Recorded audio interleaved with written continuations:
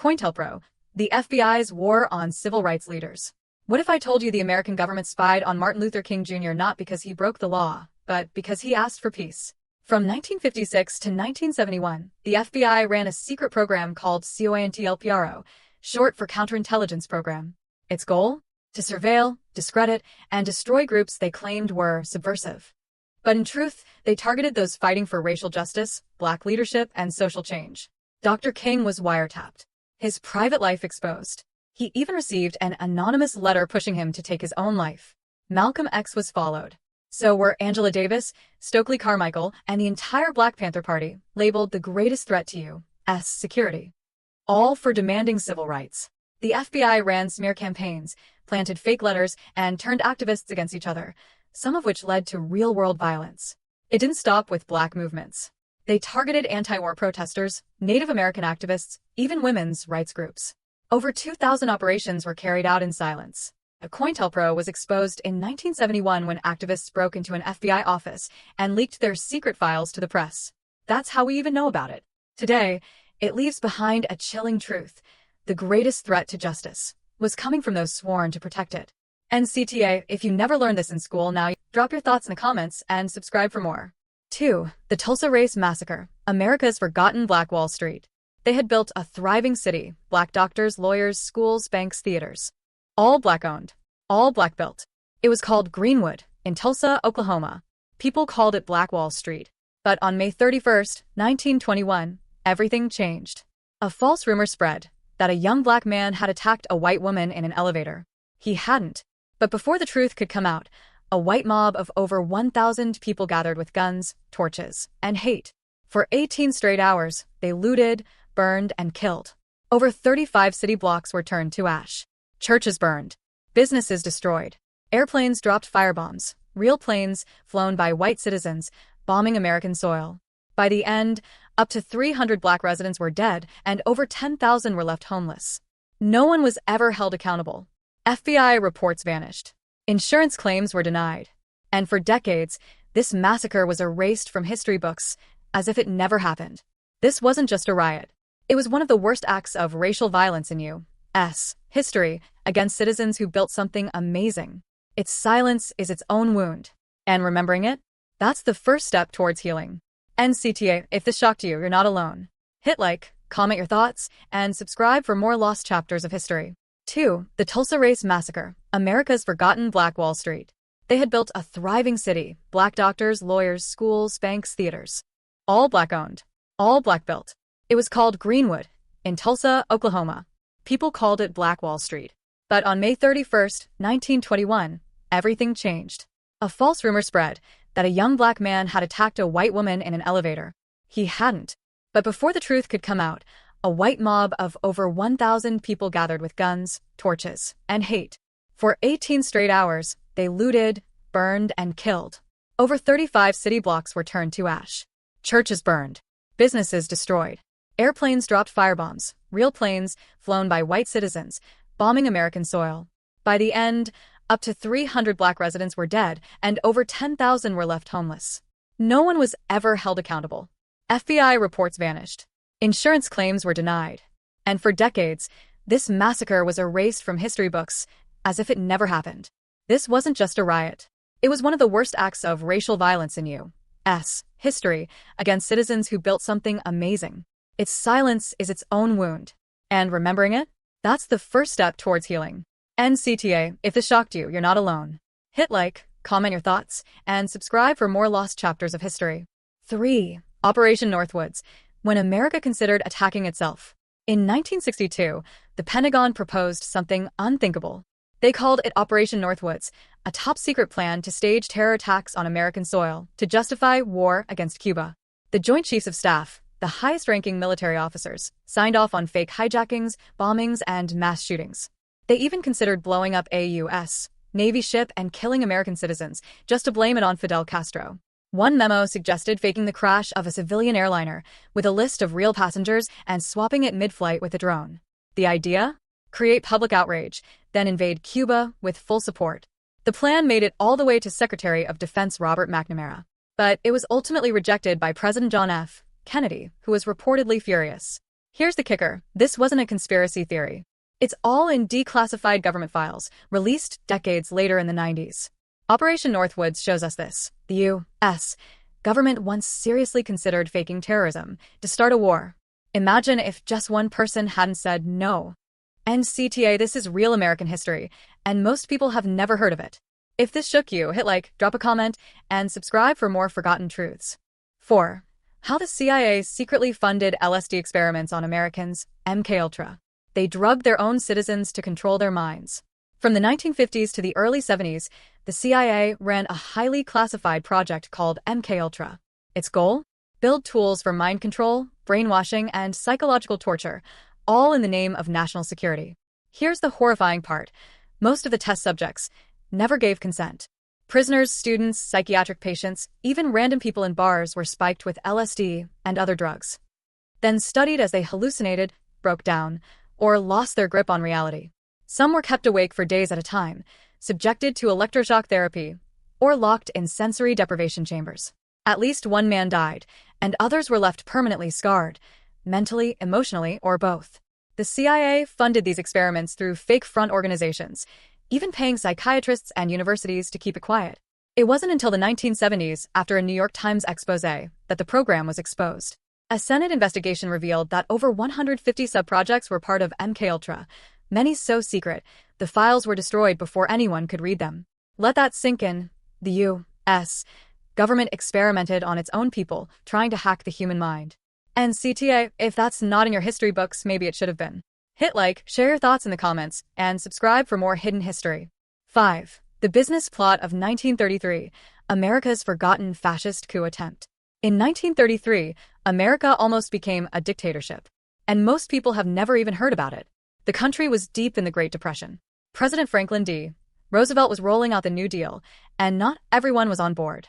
A group of wealthy businessmen, including names tied to major banks, steel, and industry, allegedly formed a plan: organize a coup, raise a private army of 500,000 veterans, and install a military dictator, someone they could control, to stop FDR's policies. Their choice? Major General Smedley Butler, one of the most decorated Marines in U.S. history. But there was a problem. Butler was loyal to the Constitution, not corporations. He exposed the entire plot to Congress in 1934, testifying under oath. But what happened next? No charges. No arrests. No trials. Most of the names quietly swept under the rug. The media called it a joke. But Congress took it seriously enough to file a report confirming the plan was real. If Butler had stayed silent, the United States might have ditched democracy for dictatorship, backed by billionaires. And CTA, this isn't fiction. It's part of buried U.S. history. If this surprised you, hit like, share your thoughts below, and subscribe for more history they don't teach in schools. Japanese-American internment camps, a constitutional betrayal. Land of the free, unless you were Japanese-American in 1942. After the attack on Pearl Harbor, fear gripped the nation. The U.S. government responded not with justice, but with mass incarceration. Under Executive Order 9066, over 120,000 Japanese Americans, most of them U.S. citizens, were forced from their homes, their jobs, and their communities. Without trial, without charges, without evidence. They were sent to remote internment camps, surrounded by barbed wire and armed guards. They slept in barracks, ate in mess halls, lost businesses, land, and dignity overnight. Families who had lived in America for generations were treated as enemies, simply because of their ancestry. The Supreme Court upheld it in Korematsu versus United States, calling it a military necessity. It wasn't until decades later that the U.S. formally apologized. Some survivors received reparations, but nothing could undo the breach of trust. This wasn't just a wartime decision. It was a constitutional betrayal, driven by racism, paranoia, and political fear. Because when a nation casts aside its own citizens' rights in the name of safety, freedom becomes a myth. And CTA, this happened here, and it could happen again. If this story moved you, like, comment, and subscribe for more untold chapters of American history. The CIA and crack cocaine. Did the government fuel the drug epidemic? What if the government helped create the crack epidemic? Not a movie plot, a real question researchers, activists, and journalists have asked for decades. In the 1980s, crack cocaine flooded American cities, devastating Black and Latino communities, leading to mass incarceration, violence, and generations of trauma. At the same time, the CIA was deeply tied to foreign conflicts, especially in Nicaragua. To fund the anti-communist Contras, some of their allies were allegedly trafficking large amounts of cocaine into the U.S. That's where investigative journalist Gary Webb comes in. In 1996, he published the now infamous Dark Alliance series, alleging that the CIA either allowed or ignored cocaine smuggling that directly fueled the crack explosion in L.A. The profits? Reportedly used to back U.S. foreign policy off the books. The story was explosive, and the backlash came hard. Major media slammed Webb. The CIA denied involvement. And yet, even the CIA's own internal investigations later admitted there was at least some level of awareness, and that they failed to act. Crack sentencing laws hit black communities hardest. By the early 2000s, tens of thousands sat in prison for small amounts of crack, while traffickers and policymakers walked free. So, did the CIA deliberately create the crisis? We may never know everything, but the fact that we even have to ask the question says enough. NCTA, if this made you think twice, hit like, drop your thoughts in the comments, and subscribe for more truth beneath the headlines. The Native American boarding schools. Kill the Indian, save the man. They stole children from their families and erased their names, their language, their culture. That wasn't a side note in history, it was U.S. government policy. For over 100 years, Native American children were forcibly taken from their homes and placed in boarding schools run by the government and religious groups. The goal? To erase indigenous identity. One official said it plainly: kill the Indian and save the man. Kids as young as 5 were stripped of their traditional clothes, had their hair cut, and were punished for speaking their own language. Imagine being beaten for saying a single word in the only language you knew. Many endured abuse, neglect, even sexual assault. Some died in these schools, never returning home, their graves still unmarked. Entire generations grew up disconnected from their culture, their parents, their spirits. The damage still visible in indigenous communities today. These weren't just schools. They were instruments of cultural genocide, and they operated across the U.S. and Canada from the late 1800s into the 1970s. Only recently have investigations started finding grave sites near former schools. And only now are survivors being heard. This isn't ancient history. It's living trauma, passed down by people who love their children, but lost them to a system built to make them disappear. NCTA, if this moved you, don't let it stay hidden. Like, comment with your thoughts, and subscribe to hear the stories that textbooks never told. Their culture. The real story of the Iran-Contra affair. It sounds like a Hollywood script, secret wars, stolen weapons, drug lords. But it was real. In the 1980s, the U.S. was fighting shadow wars and needed money off the books. Enter the Iran-Contra affair. Here's how it worked. The Reagan administration illegally sold weapons to Iran, a sworn enemy, even though there was an arms embargo. Why? To secretly free American hostages in Lebanon. But they didn't stop there. They used the profits from those arms sales to fund the Contras, a rebel group fighting the socialist government in Nicaragua. Congress had banned this kind of funding. The White House did it anyway behind closed doors. This was a full-blown covert operation run out of the National Security Council, led by figures like Oliver North. And when it got exposed in 1986, it rocked the country. Secret memos. Shredded documents. I don't recall became the catchphrase of the year. Ronald Reagan claimed he didn't know the full extent. Vice President George H.W. Bush said the same. No one went to prison for more than a year. Most were pardoned. And Reagan left office with sky-high approval ratings. But the truth was clear. The U.S. government had broken its own laws and then tried to bury it. NCTA, if this shocked you, like the video, comment what you think, and make sure you're subscribed. The cover-ups didn't stop in the 80s. Project 1619, the ship that changed everything. Before Plymouth Rock came a slave ship, and a truth America has tried to forget.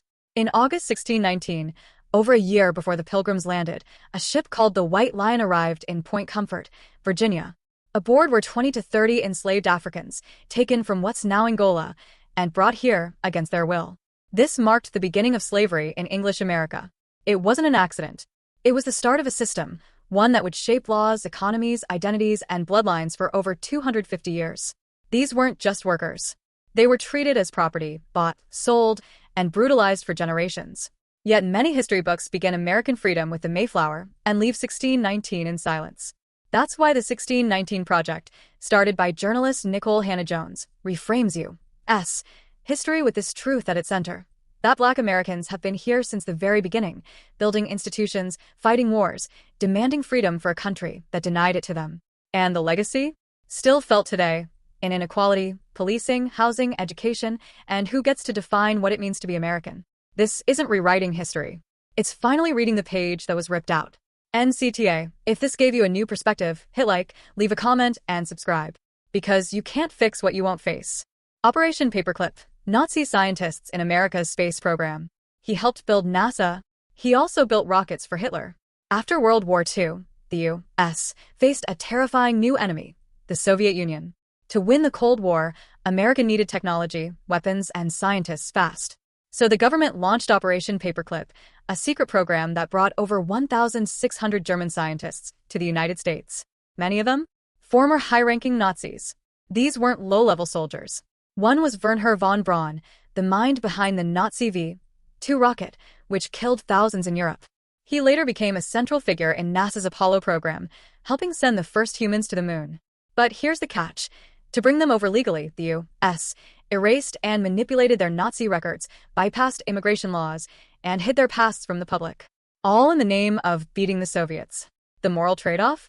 America gave safe haven and prestigious jobs to men whose work had once supported a genocidal regime. So, did the ends justify the means? It's a question historians still wrestle with. Our space program was built on brilliance, but also on complicity. NCTA, if this made you rethink what you thought you knew about NASA, hit like, share your thoughts below, and subscribe for more Uncover History. 12. The CIA's role in overthrowing foreign democracies. What if your government overthrew elected leaders just to protect corporate interests? That's not a theory, it's history. In 1953, Iran's Prime Minister Mohammad Mossadegh was democratically elected. He nationalized the oil industry, which threatened British and American profits. So the CIA launched Operation Ajax, staged fake riots, bribed officials, and overthrew him. Iran fell into dictatorship, and decades of turmoil followed. A year later, 1954, Guatemala. President Jacobo Arbenz pushed land reforms that affected the United Fruit Company, a U.S. corporation. Again, the CIA stepped in, spreading propaganda, training militias, and toppling the government. Then came Chile, 1973. Salvador Allende was elected president, a socialist, not a dictator. The CIA funded opposition efforts, destabilized the economy, and backed a military coup. General Pinochet took power, leading to 17 years of brutal dictatorship. These aren't isolated events, it's a pattern. Whenever a leader in the global South challenged Western business interests or Cold War objectives, the U.S. often decided, democracy can wait. What did we leave behind? Broken countries, generations of trauma, and deep resentment toward the United States, resentment that still shapes global politics today. NCTA, if this isn't what you learned in school, you're not alone. Hit like, tell me your thoughts in the comments, and subscribe for more truths hidden in plain sight.